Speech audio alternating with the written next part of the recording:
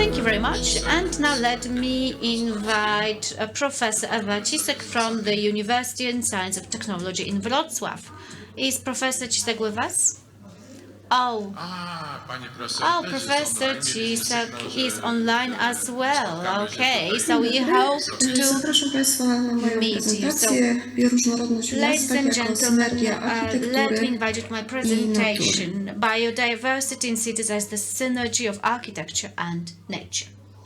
Miasta stały się obecnie domem dla połowy ludzkiej So populacji. the cities have Szacuje become się, home że to do roku half of the human 2050 population. już By 2/3 ludzkości 2050, będzie two-thirds of people will live in zamieszkiwać urban miejskie. conurbations. Jeśli zestawić te dane z If we postępującą compare these data with zmianą progressive ocieplenia, climate wzrastającej change, ilości global wody, warming, zanikania increasing water deficit, and the disappearance of species stanie się jasne, że biodiversity, środowisko zbudowane it to becomes obszar clear o that the największym built znaczeniu environment w procesie constitutes an area of the greatest dochodzenia importance in the process of achieving the naszej climate neutrality of our planet. odpowiadają za 38% Buildings are responsible for as węgla. much as 30% of emissions of carbon dioxide. To change this, we need to develop appropriate design strategies to remodel urban structures so as to ensure an increase in the porosity of the urban tissue.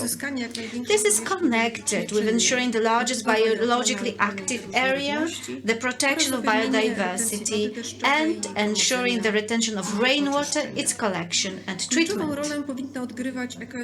So eco-education should play a key role, which is directly related to the need to implement wild ecosystems and create ecological education parks. These practices aim at achieving the new model of a city where buildings as a part of the new ecosystem create the new image of the city. One of the forms of art integrated with biology is the use of trees to shape the form of the city itself, because life consumes as much energy as possible, creating natural phenomena. So one of the great examples are the project by Stefano Belli that were created in Milan, in Belgium, and in the Netherlands, for instance. Northern Woods in Utrecht is still underway and is to be launched in 2024. These are not only artistic forms that reflect the vegetative cycle of trees. It is also a design strategy that aims at increasing the percentage of biological tissue in urban tissue, thus decreasing temperature. Trees typically produce 41 tons of oxygen per year and absorb fine dust. They also allow us to increase biodiversity and promote ecological education. The Bosco Verticale, that consists of two high-rise buildings, is a pilot project that provided an impulse for the development of other projects of this type, not only in Europe but also elsewhere. This ecostructure consists of about 900 trees and 15,000 shrubs. They produce as much oxygen as 1 hectare of forest. Palazzo Verde in Antwerp is a complex of 66 apartments whose integral part are roof gardens that provide common space for residents, as well as green individual private terraces adjacent to residential units. This ecosystem consists of 88 trees, 1,000 shrubs, and 1,200 plants. According to the author, in every place where vertical forest is created, climatic conditions are first checked, and on this basis the species of plants are selected. The concept of the selection must also be maintained in the future, which means that the owners of apartments cannot interfere into designed plant compositions and remove them.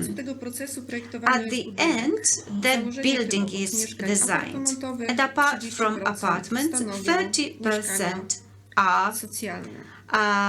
apartments dedicated Z to polskich przykładów social zasługuje housing. na Among odnotowanie Polish zielony examples, dach we may note the Green Roof of the Warszawie, Warsaw University Ireny Library by Irena Realizacja ta Bajerska. stanowi doskonały przykład This building is one of the strukturalnego best połączenia examples budynku z of lokalnym combining ekosystemem, the który architecture dzieli with powierzchnię the local dotyczącą pół hektara ecosystem, na czterobarwne which divides the kompozycje. impressive area of 0.5 hectares into 4 colored Zaprezentowane compositions. realizacje stanowią swego rodzaju So zieloną these architekturę examples miasta. Tam, can gdzie się be pojawiają, called to the green wywołują kompozycje acupuncture zmiany, of a wytyczając city. nowy kierunek They poprzez augur wprowadzanie natury w changes, strukturę introducing środowiska nature wbudowanego. into Barwy, jakie developed w efekcie areas. uzyskują wizerunek The obiektów, są podobne w colors strukturze are naturalnej i similar unikatowe, to przez co wpisują się nature, and they are harmonijnie w unique, większy wizerunek miasta organicznego, which gives them a stając się chance niejednokrotnie to jego become atrakcyjną attractive landmarks wizytówką. in cities. Nowy ekosystem miejski wykreowany przez The new budynki, które straciły dawną ecosystem funkcję, that ale was zachowały created swoje by symboliczne buildings that have znaczenie lost their previous dla function miasta. but preserved the symbolic function for the city. Rewitalizacje dawnych terenów Revitalizations of former post-industrial areas in connection with a pro-climate policy aimed at recreating old ecosystems and incorporating them into the urban tissue is a trend which is being dynamically developed by many European countries, including Norway. In 2019, Oslo was named the Green Capital of Europe. Well, the percentage of green areas is at 47%. By 2030, the city plans to plant 100,000 new trees. Elementem miastotwórczym od zarania dziejów była The rzeka. rivers have contributed to the development of cities, focusing trade and commerce. Nazywana matką In Norway, such a river was Akseva, referred to as the mother of Norwegian industry. So one of the most important projects is the reconstruction and transformation of this river that used to be contaminated by sewage and now is a home to colorful flora and fauna. There is an ecological park 8 kilometers long, surrounded by parks and forests, ensuring biodiversity as well as a number of historic monuments from the Norwegian Industrial Revolution. They are developments from the 19th century that are powered by hydroenergy. Now they are converted to residential, educational buildings or museums. Even these imperfect buildings, these impressive factories, can be classified as architecture for itself. These buildings have not lost their symbolic impressiveness and significance for the city. They are erected next to waterfalls, just as castles that remain in stark contrast with residential areas. The importance of factories for the cities remains important until this day, especially given the fact that they have been converted and now perform important social functions. One of the most interesting ones concerns Vulcan, which is an old steel plant of 1908, which was adopted in 2010 into Madhallen, which is like a food court and a dance hall. And in 2011, a new hotels were added and a new building that is a residential building hosting artists. Now, one of the other buildings has been also converted into a dormitory for students. 50 mostów łączy dawne There are 50 bridges that combine the both banks of the river. The old 19th century residential areas for former workers are being revitalized and now are used as social housing. The allotments are still used as the oldest urban gardens. The maintenance of these vegetable gardens is a part of the climate policy of the city that aims at extending the biologically active surface. The environment that follows the landscape in the context of local ecosystem. Well, it turns out that this context is important to support biodiversity. The preferred forms of spatial organizations include residential architecture integrated with education parks.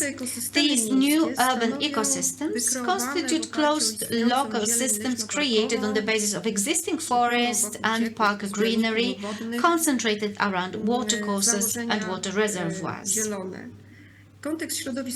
The environmental context seems to be crucial for organizing such ecostructures, whereas the architectural context is not necessary. This design is a part of deep ecology trend established in the second half of the 20th century in Norway. It is a long-term approach that focuses on increasing biodiversity and educating the residents. The fundamental assumptions of this deep ecology includes friluftsliv, so the joy of identification with wildlife, going out to nature that ensures necessary balance and empathy. And in the urban context, this role is performed by new city ecosystems that performs other functions, including residential houses for seniors, educational functions, including forests, kindergartens and schools, as well as services, small gastronomy, focus on local products and community spaces. The purpose of designing these urban ecostructures is to rebuild local ecosystems and to provide residents with knowledge on educational processes and ecological processes, and to reduce the temperature and improve the quality of air. One great example of such actions are the projects from Belgium. Hoboken in Antwerp and the two residential complexes, Groenzoid being one of them, are the examples of restoring wild ecosystem along Schelde and its synergy with residential architecture. Polderstadt was created on the basis of a system ended with small squares, so a layout typical of garden cities. As a result, greenery and residential construction interpenetrate each other, and there is the connectivity between the both. The retention reservoir that is at the very center is connected to a lake in the ecological park. So it performs pro-social function and provides also services for citizens. The development along the street consists of single and multi-family buildings with a large percentage dedicated to social housing where rents are low. The second complex is Horizont, which is combined with an educational park. It is connected to that park by an underground tunnel. The green spaces provide recreational possibilities and slowly are transformed into a forest. So the residential construction is quite diverse, and it is quite typical of this region of Flanders. Apart from luxury apartments, we have social housing that account for 25% of all units in this complex. All of the area is biologically active with different degree of accessibility. We have green roofs, as well as systems to retain and collect rainwater. And the final example from Norway of 2008, which is the Park of Ecological Education combined with residential, educational and service functions. And the point was to recreate this system following the closure of an airport that was decommissioned in 1989. So the biodiversity was restored, a new system of rainwater retention was implemented, and the techniques of the park was remodeled by recycling the humus and the land from the previous airport. The local ecosystem was recreated on the area of 130 hectares, and it has this shape of a starfish, as you can see, with 7 arms. The remaining 200 hectares, located between the arms of this starfish, were allocated to service and educational as well as residential functions, including a house for seniors, a school, and residential complexes. These residential complexes were designed in a way to ensure the penetration of greenery within the complex. They have either group or linear layout with internal courts. Their development is quite low and is well harmonized with single-family construction in the area. So to conclude, let me quote the authors of this concept. The idea must remind us of fragility of human life and life in general that needs a lot of effort to recover. And to sum up, the implementation of biologically active surfaces, such as wild ecosystems on green roofs, terraces, or park and forest areas that provide also educational functions, contribute to increasing the biological porosity of our urban systems. A building as an integral part of this ecosystem builds cities and allows to diminish the effect of the heat island and improving the quality of air.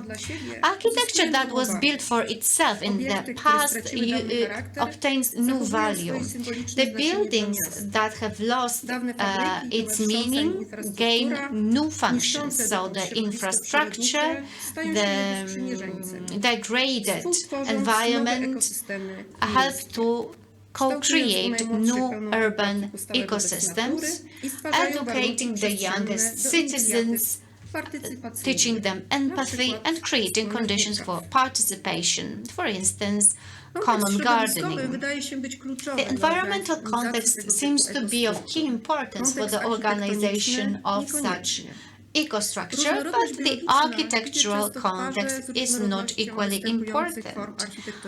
Biodiversity goes hand in hand with a number of architectural forms.